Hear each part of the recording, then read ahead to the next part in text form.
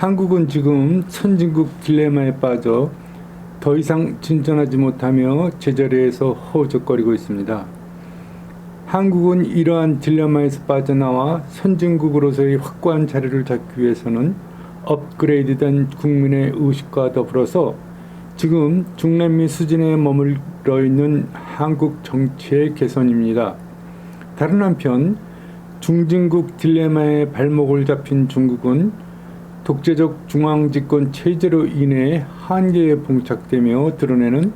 당착적 혼돈에서 돌파구를 찾지 못하고 있는 가운데 미국의 강력한 봉쇄 정책으로 인하여 미국과 많은 유럽 국가들이 그렇게 원하는 중국이 해체 수순에 진입해 가고 있는 상황으로 지금 한국 여행 자유화의 제기도 자멸의 고립 상태에서 일단의 돌파구를 모색하기 위한 방편이기도 합니다. 현재 세계화로 인한 현 국가의 경제적 몰락은 그나마 회생이 가능한 그 국가 자체의 실책에 의한 몰락도 문제지만 그보다 더 무서운 것은 상대적 몰락으로 비상하는 국가에 의해 상대적으로 몰락하는 경우로 일본의 몰락이 한국의 비상과의 경우가 좋은 예라고 할 수 있습니다. 지금 선진 유럽 국가들이 아시아 국가들의 역동적인 성장으로 인해 상대적 몰락의 과정에 있으며 이것은 제조업의 최강자로 불리던 일본이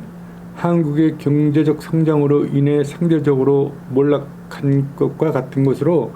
지난 잃어버린 30년의 늪에서 빠져나오지 못하는 것과 유사한 상황입니다. 반면에 이러한 상대적 몰락은 급변하는 세계 흐름 속에서 한국도 예외가 아닌 것으로 한국의 6.25 전후 세대가 이뤄놓은 지금 한국의 경제 성장을 일본의 젊은 세대들과 같이 나약해 져가는 한국의 젊은 세대가 과연 어떻게 이 나라를 지켜나갈 것인지에 관해서는 다소 회의적인 의문이 제기돼 마지 않습니다. 일본의 경제를 세계 최강으로 일으켜 세운 사람들은 눈빛이 살아있는 일본의 2차 대전 세대들이고 멍청해진 지금 세대는 일본을 2류 국가로 전락시키고 있는 과정에 있으며 오늘의 한국을 경제 강국으로 만든 장본인은 6.25 안팎 세대들인 반면에 지금 한국 젊은이들은 멍청한 일본의 젊은이들을 그대로 닮아가고 있습니다. 다른 한편으로 지금 한국은 마치 조선 말기의 강대국들의 패권 다툼 사이에 끼어있던 상황에 점차 가까워지고 있는데 한 가지 그때와 다른 것이 있다면 그때는 무능하고 아무런 힘도 없는 상태에서 그저 잔머리로 이 나라 저 나라 강대국의 빌부터 강대국이 그저 해결하고 돌봐주기만을 바라다가 망국의 길로 들어선 것과 다르게 이제는 능력을 충분히 갖춘 상태에서 강대국들이 다투는 가운데 어부지리를 얻어낼 수 있는 충분한 역량을 갖춘 상태에서 지금 윤석열 정부에 솔선수범하여 일본과 미국의 호구를 자처하며 모처럼 모여진 나라의 국간을 내어바치며 조선 말기 상황으로 몰아가는 현 정부의 작태는 잘못 국가의 위기감을 느끼게 합니다. 이제 이러한 국가의 위기 상황에서 우리 노인들은 죽기 전에 민족에게 한 줌의 걸음이 되는 의미에서 현 정부에 대항하여 한국 현대사에서 모처럼 나온 이재명과 같이 역량을 갖춘 정치가를 보호하고 지원하여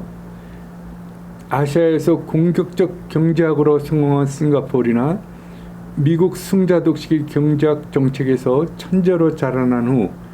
자기들 모국인 대만을 경제 강국으로 만드는 가운데 이제는 한국은 세계 최강의 가족적 공동체의 결실인 세계 최강의 제조업 능력을 보호한 가운데 보다 혁신적인 정책으로 싱가포르나 대만과 어깨를 나란히 하여 공고한 선진국으로 거듭날 때입니다. 미국의 개인주의와 결합한 승자 독식의 미군 자본주의에서 극소수의 천재 중에 천재들을 양산할 수 있는 미국의 토양은 다가오는 소프트웨어의 시대를 맞이하여 추정 불허의 강국으로 자리를 확고해야 하는 가운데 미국을 따라갈 나라는 없지만 어차피 미국 소프트웨어 천재들의 작품을 완성하여 상품화하는 몫은 제조업의 연장인 파운드리의 강한 한국의 차지가 될 확률이 다분하기에 한국은 재정비와 재충전의 의지가 다분히 요구되는 지금의 시점입니다. 게다가 그 나머지 미국 사람들은 한국 사람들과 비교해서 다분히 멍청하며 개인 실존을 외치는 서구 유럽 사람들도 한국 사람들에 비교해서 당연히 멍청합니다. 그리고 그들보다 똑똑한 중국이나 일본인들마저 한국 사람들이 정신만 차리고 있으면 중국 사람들이나 일본 사람들은 한국 사람들의 상대가 되지 못할 만큼 한국 사람들은 독하면서 역동적입니다. 게다가 한국은 무지한 사무라이 실용적 양명학이나 중국의 진낮게 변질한 미신족 도교화는 그 수준에서 다르게 인류 최고의 지성인 유불교를 바탕으로 독일 칸트의 형이상학 개념보다 한 수준 위인 성리학을 정신 자원으로 한 지구한 정신문화와 질 높은 교육을 바탕으로 각 개개인이 최상의 능력을 기반을 갖춘 상태에서 행정의 시행착오를 최선한으로 하는 가운데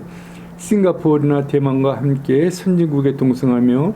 경쟁해야 하는 중요한 시점인 지금에 있어서 한국은 그러한 유능한 국민을 활용할 능력 있는 지도자가 절실히 필요한 시기입니다. 그렇게 출중한 지도자가 바로 이재명이라고 꼭 찍어 말하기보다는 이재명과 같이 끊임없이 공부하고 수많은 역경을 헤쳐나가는 가운데 실생활에서 다양한 체험을 직접 겪은 정치가로 이재명은 일단 한국 역사의 모처럼 나온 귀재로서 우리는 그러한 역사적 귀재를 보호하고 지키는 것이 선진 국민된 도리인 동시에 우리 노인들이 마지막 국가에 헌신하는 길이기도 하면서 나중에 죽은 뒤 돌아봐 저승에서 후회하는 일이 없어야 하겠습니다. 이재명은 몽향 여운형 선생 이후에 처음 나온 귀재로 우리 민족이 가야 할 방향을 제시할 수 있는 역량을 갖춘 모처럼의 정치가다운 정치가입니다.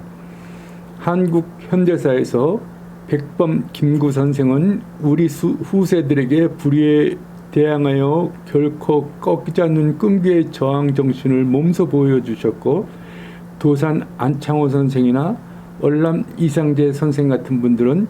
우리 민족의 독립과 안녕을 위하여 자신을 어떻게 헌신하며 공동체의 목적을 향해 가는 한국인 특유의 애정적 이타주의를 우리에게 유산으로 남겨주신 나머지 오늘날 우리 민족이 막강한 가족적 공동체 정신이 요구되는 제조업에서 세계 최강의 나라로 거듭날 수 있는 원동력을 유산으로 남겨주셨습니다. 그리고 그 당시 우리 민족이 가야 할 방향을 가장 잘 이해했던 사상가는 몽향 여운형 선생으로 이재명은 몽향 여운형 선생 이후로 가히 처음 나온 국가적 인재이며 이제 한국은 그러한 정치가와 함께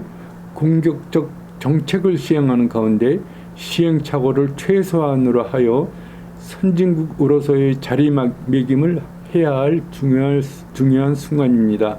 감사합니다.